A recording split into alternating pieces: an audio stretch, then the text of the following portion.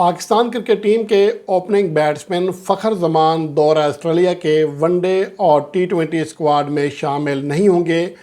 इससे पहले कि सिलेक्टर्स उन्हें ड्रॉप करते, जिसकी इतलात थी, खुद फ़खर जमान ने आज खुद ही इस सीरीज़ से, इस टूर से दस्तबरदार होने का फ़ैसला किया है, जो ज़राए बता रहे हैं।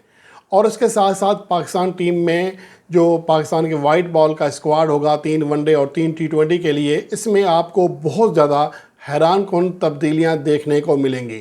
इसके हवाले से जो इतलात आ रही हैं कि हेड कोच गैरी क्रेस्टन ने सऊद शकील के नाम के ऊपर भी कांटा लगा दिया है, जो कि पाकिस्तान के टेस्ट टीम के वाइस कैप्टन हैं। उनकी कारकर्दगी ज़्यादा बेहतर नहीं रही है। आखिरी जो ये सीरीज़ है, बांग्लादेश के ख़िलाफ़ सेंचुरी ज़रूर स्कोर की थी, लेकिन उसके बाद वो ज़िम्मेदारी नहीं निभा सके हैं।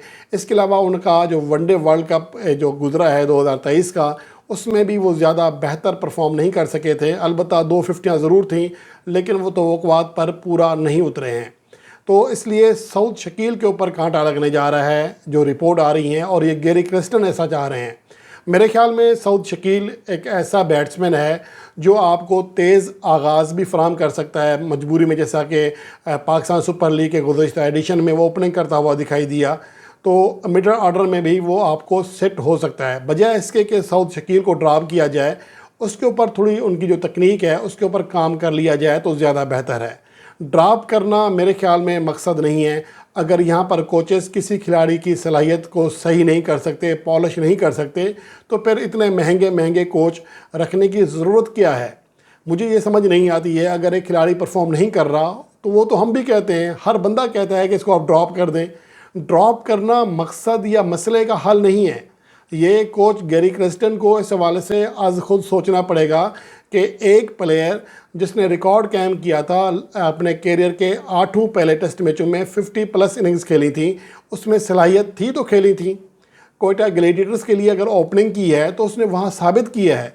अगर अब उनकी परफॉर्मेंस में तसलसल नहीं है तो उसकी वजह यह है कि कहीं ना कहीं उससे गलती हो रही है। वो गलती दूर करनी है। अगर उसके कोई शॉट सिलेक्शन ख़राब है वो सही करानी है। बजाय इसके को खिलाड़ी को आप ड्रॉप कर दें, तो आप उसको अगर पॉलिश करें, उसकी तकनीक के ऊपर काम करें, और यही एक हेड कोच का काम होता है। तो मुझे समझ नहीं आती है कि कोच गैरी क्रेस्टन जिसके बारे में कह देते हैं, रिपोर्ट आती है तो फारिग करो, कभी रिपोर्ट आती है कि मोहम्मद हारिस जिसकी कारकर्दगी के ऊपर बहुत बड़ा सवाल या निशान है, उसको एज ए कैप्टन कंसीडर कर रहे हैं। तो मुझे लगता नहीं है कि ये गैरी क्रेस्टन वो कोच हैं जिसने वर्ल्ड कप 2011 में इंडिया की फातेह टीम के कोच थे। उनकी सोच इतनी ज़्यादा नीचे जा सकती है, ये बड़ा हैरानकुन है। और उसके अलावा सोचा ये जा रहा है कि पाकिस्तान के जो चैम्पियंस कप हुआ है उससे 1 से 2 प्लेयर पाकिस्तान की टीम में शामिल किए जाएंगे, वहाँ से टॉप परफॉर्मर, जैसा कि कामरान गुलाम है, उस्मान खान है, मैंने पहले कहा था इनके बारे में। लेकिन ये कंफर्म है कि शाहीन शाह अफरीदी भी दौरा ऑस्ट्रेलिया के लिए पाकिस्तान टीम के साथ जा रहे हैं, बाबर आजम भी जा रहे हैं। इन दोनों को ड्रॉप नहीं किया जा रहा, ये कंफर्म रिपोर्ट है। इसके हवाले से क्या सराहियाँ हो रही हैं, कुछ लोग तो बाकायदा मुहिम चला रहे हैं कि सिर्फ 15 दिन का आराम, क्या आराम था। लेकिन भाई आपके पास टी20 फॉर्मेट में आपका एक ही बैटर है जो कि ऑस्ट्रेलवी कंडीशन में 2 फिफ्टियाँ कर सका है।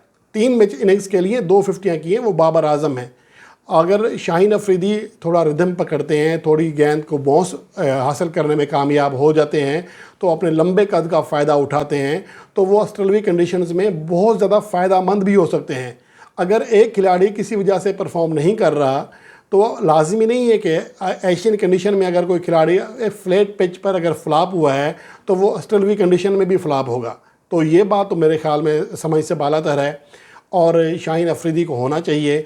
अलबत्ता मोहम्मद हसनैन जो कि भरपूर रिदम में दिखाई दे रहे हैं, चैम्पियंस कप के टॉप विकेट टेकर थे और प्रेसिडेंट कप के तीसरे टॉप विकेट टेकर थे, तो वो एक बेहतर शेप में है, पहले से कहीं बेहतर और मंझे हुए बॉलर दिखाई दे रहे हैं। उन्हें भी दौरा ऑस्ट्रेलिया में वनडे स्क्वाड में कम अज़ कम शामिल किया जा रहा है।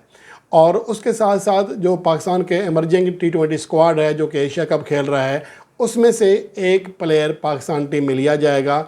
और शादाब खान के बारे में जो ख़बर है कि उन्हें ड्रॉप किया जा रहा है, तो उसामा मीर ہو سکتا ہے کہ وہ چوائس ہوں، لیکن مہران ممتاز یا پھر عرفات مناز جو کہ بیٹنگ اور بولنگ دونوں شعبوں میں اچھی کارکردگی دکھا رہے ہیں، تو انہیں بھی اسکواڈ میں شامل کیا جا سکتا ہے۔ یہ حیران کن جو چیزیں ہیں، یہ جو سرپرائزنگ سلیکشن ہے، یہ آپ کو دورہ آسٹریلیا کے لیے وائٹ بال اسکواڈ میں دکھائی دے سکتی ہے، اور اس کے حوالے سے کنفرم ذرائع بتا رہے ہیں کہ سنجیدگی کے ساتھ غور ہو رہا ہے اور پاکستان ٹیم کا اعلان 1 سے 2 دن کے اندر ہو جائے گا۔ اور اگر چیئرمین پی سی بی آئی سی سی کے اجلاس کے لیے دبئی نہ جاتے تو اب تک شاید اعلان ہو چکا ہوتا ان کی منظوری سے۔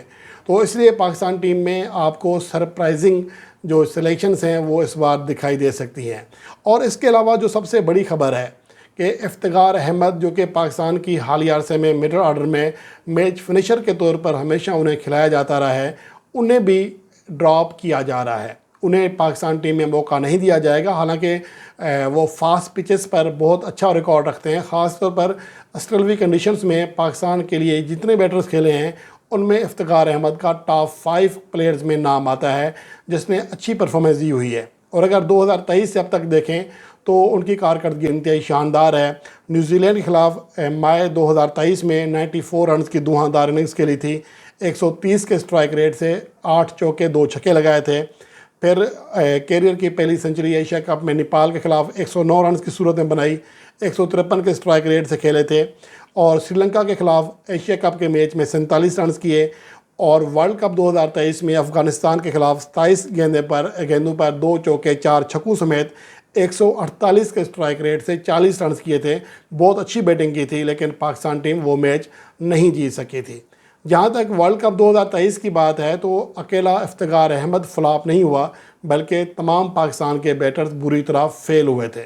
تو اس لیے میرے خیال میں افتخار احمد کو اگر دورہ آسٹریلیا میں موقع دیا جائے، دورہ زمبابوے میں آپ انہیں آرام دے سکتے ہیں، پھر انہیں دورہ جو ساؤتھ افریقہ ہے اس میں موقع دیا جا سکتا ہے، کیونکہ پاکستان کے پاس فی الحال جو دیکھنے میں آ رہا ہے کہ ایسا کوئی متبادل ہے ہی نہیں، خاص طور پر تیز پچز کے لحاظ سے۔